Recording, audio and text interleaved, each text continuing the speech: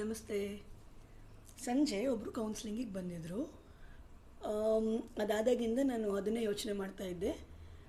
I just thought let me share with all and I also want to know your inputs. There was this lady, she's married and she came for counseling for somehow for family matters. I just asked her, what are you expecting from this counseling session? Outcome ಏನು expect ಮಾಡ್ತಿದ್ದೀರಾ ಅಂತ.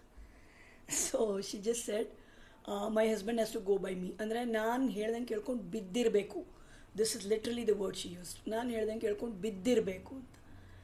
So that kind of made me wonder. ಹೇಳ್ದಂಗೆ ಕೇಳ್ಕೊಂಡು ಬಿದ್ದಿರೋದಕ್ಕೆ ಅವರೇ ನಾಯಿನ. I asked her the same thing. So this makes me think, ಹೇಳ್ದಂಗೆ ಕೇಳ್ಕೊಂಡು ಬಿದ್ದಿರೋದು ಅಂದರೆ ಏನು? ಒಂದು ವ್ಯಕ್ತಿಯ ಮೇಲೆ ವ್ಯಕ್ತಿಗೊಂದು ಸ್ವಾತಂತ್ರ್ಯ ಇರುತ್ತೆ. See, of course when it is a married relationship, both has to make compromises, both has to accommodate each other.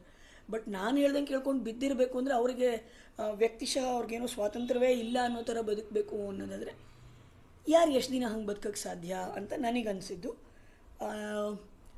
So this made me think, ಒಂದು ಸಂಬಂಧದಲ್ಲಿ ಪ್ರೀತಿ ಇಲ್ದಿದ್ರೂ ಸರ್ವೈವ್ ಆಗಿಬಿಡ್ಬೋದು. ಒಂದು ಸಂಬಂಧ ಅಂದರೆ ಕಮಿಟೆಡ್ ರಿಲೇಷನ್ಶಿಪ್ಪು ಅಥವಾ ಮದುವೆ ಅಂತ ನೀವು ಯಾವುದೇ ಲೆಕ್ಕ ಹಾಕೊಂಡ್ರು ಪ್ರೀತಿ ಇಲ್ದಲೇ ಇದ್ದರೂ ಸರ್ವೈವ್ ಆಗಬಹುದು. ಬಟ್ ಮ್ಯೂಚುವಲ್ ರೆಸ್ಪೆಕ್ಟ್ ಇಲ್ದಲೇ ಇದ್ದರೆ ಆ ಸಂಬಂಧ ಉಳಿಸ್ಕೊಳ್ಳೋದು ಕಷ್ಟ, ಬೆಳೆಸ್ಕೊಳ್ಳೋದು ಕಷ್ಟ, ಅದನ್ನು ಗಟ್ಟಿ ಮಾಡ್ಕೊಳ್ಳೋದು ಕಷ್ಟ ಅಂತ. ಸೊ ಪ್ರೀತಿ ಎಸ್ ಬೇಕು ಸಂಬಂಧಕ್ಕೆ. ಪ್ರೀತಿಗಿಂತ ಹೆಚ್ಚು ಮ್ಯೂಚುವಲ್ ರೆಸ್ಪೆಕ್ಟ್, ಪರಸ್ಪರ ಒಬ್ರಿಗೊಬ್ರದ್ದು ಒಂದು ಮರ್ಯಾದೆ ಅಥವಾ not to cross each other's boundary ಅಂತ ನಾವೇನು ಹೇಳ್ತೀವಿ ಅದು. ಸೊ ಪರಸ್ಪರ ಒಬ್ರಿಗೊಬ್ರ ಬಗ್ಗೆ ಮರ್ಯಾದೆ ಅಥವಾ ಗೌರವ ಅನ್ನೋದಿದ್ದರೆ ಏನೇನು ಇಲ್ವೋ ಅದನ್ನು ವಾಪಸ್ ತುಂಬಿಸ್ಕೊಂಡು ಸಂಬಂಧ ಮುಂದುವರ್ಸ್ಕೊಂಡು ಹೋಗ್ಬೋದು. ಬಟ್ ಒಬ್ರಿಗೊಬ್ರು ಬೇಸಿಕಲಿ ಒಬ್ಬ ಮನುಷ್ಯನಿಗೆ ಕೊಡಬೇಕಾಗಿರೋ ಮರ್ಯಾದೆನೇ ಕೊಡಲಿಲ್ಲ ಅಂದರೆ ಆ ಸಂಬಂಧ ಮುಂದುವರಿಯೋದು ಕಷ್ಟ ಅಂತ ಅನಿಸುತ್ತೆ. This is my take on this. ನೀವು do you agree with this that respect, mutual respect is more important in a relationship ಅಂತ? If agree, give me a thumbs up.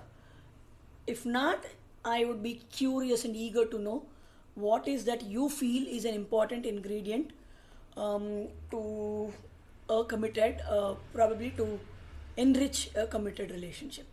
Thank you so much.